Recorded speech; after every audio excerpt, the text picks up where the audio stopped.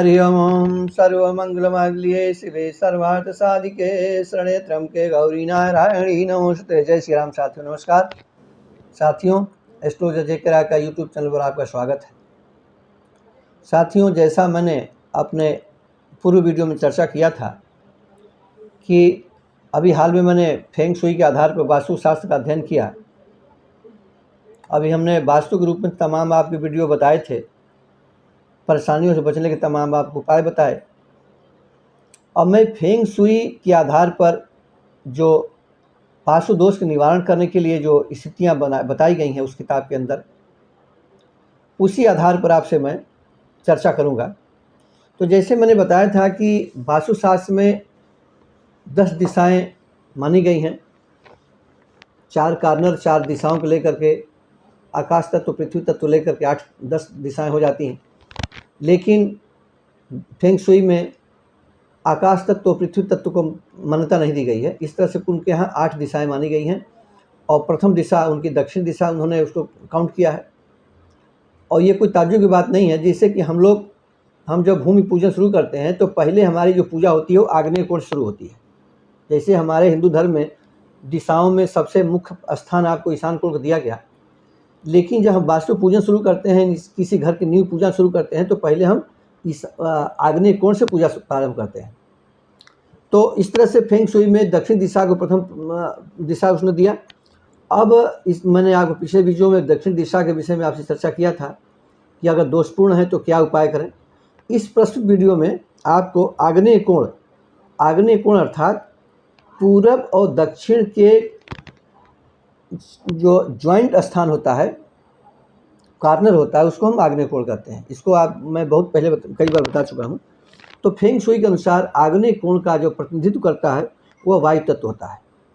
चूँकि अग्नि और वायु का मेल है, चूँकि अग्नि कहीं आग लग गई और तेज हवा चली तो और आग पकड़ लेती है, तो वह आग्नेय कोण का जो प्रतिनिधित्व करता है वायु तत्व का घर होता है वो।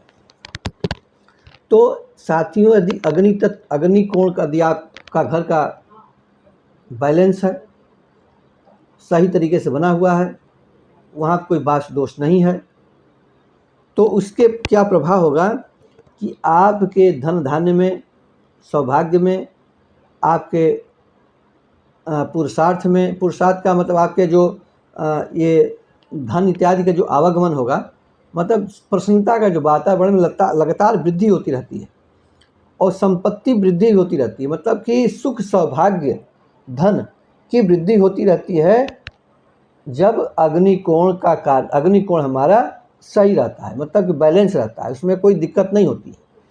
लेकिन यदि अग्नि कोण वास्तु के अनुसार, सिद्धांतों के अनुसार अगर वो सही नहीं बना है, उसमें कोई दोष है।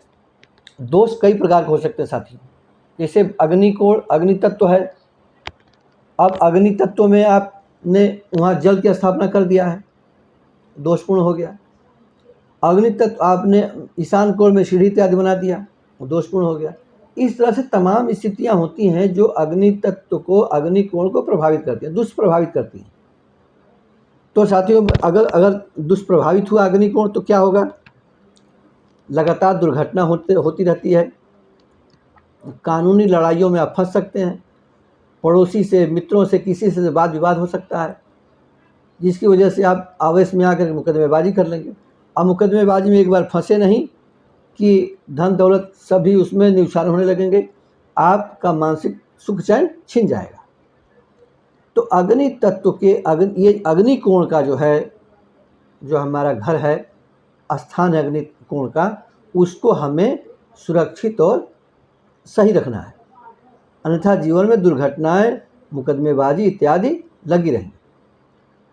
अब बाई द वे मान लीजिए कि आपका घर बन गया है और उसमें दोषपूर्ण हो गया, तो साथियों, मैंने बहुत लोगों को देखा सुना है कि वो इस घर को गिरा दो, इसको निर्माण कर लो।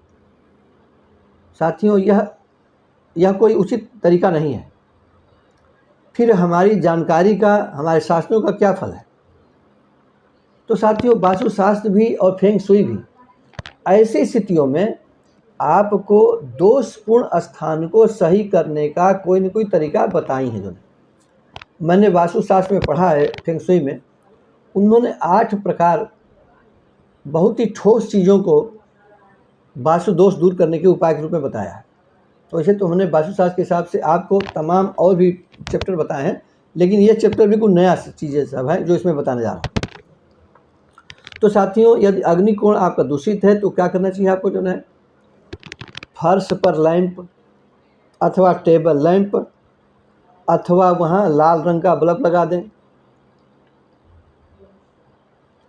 इससे इस काम को करने से आपका जो दुष्प्रभाव है अग्निकोण के कारण का, वो धीरे धीरे समाप्त होने लगेगा। तो साथियों, ये इंजेक्शन नहीं है, वास्तुशास्त्र के उपाय दवा होती है, ये धीरे धीरे काम करती है। आपने कहा कि अभी तत्काल कोई काम कर लिया, आप कहिए कि 2 दिन में फ़ायदा हो जाए, ऐसा नहीं होगा। आपको वॉच करना चाहिए, इसमें समय लगेगा जो। तो आशा है कि यह छोटी सी जानकारी आपको अच्छी लगी होगी। आपने हमारे वीडियो को शुरू से अंत तक देखा, इसके लिए आपको बहुत बहुत धन्यवाद, साधुवाद। मिलते हैं अगले वीडियो में नए विषय पर, तब तक के लिए नमस्कार। वीडियो देखने आपको बहुत बहुत धन्यवाद।